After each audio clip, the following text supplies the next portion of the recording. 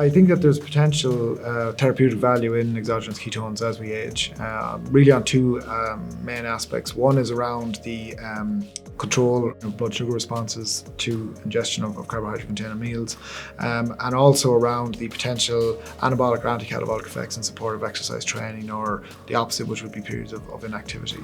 I think the circumstantial evidence in terms of pathways that ketones activate, in terms of evidence that's been generated in mice, would be very promising for both of those applications. So it's just a case of when the human studies start, I think.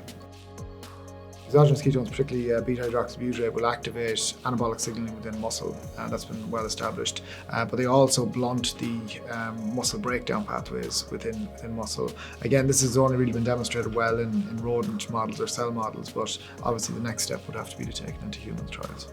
So healthy metabolism is referring to your resting metabolic rate, and the major determinant of your metabolic rate is the amount of muscle that you have. So anything that you can do to maintain your muscle size and function will be of help, and so that involves obviously physical activity, avoiding long periods of sitting and inactivity, and then potentially a higher protein diet would also benefit the maintenance of muscle mass. Well, the most important factor in muscle health as we age isn't actually protein intake, it's exercise quantity and type as well. And so if you're talking about specific fiber types and fast and slow, we do lose more fast twitch as we age, and so the advantage of doing resistance exercise and more sprint type activities and balance activities and explosive movements, that's all working on those type 2 fibers.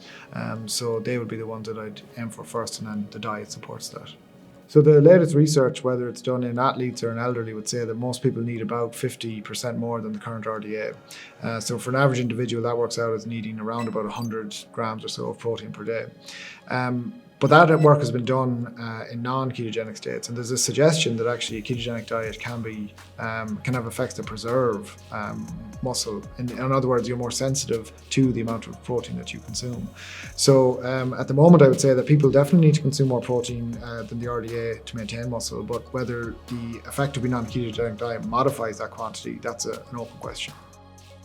The exogenous ketones are both anabolic potentially and anti-catabolic, and they're both two important elements to the overall muscle balance equation. So to be continued, I suppose.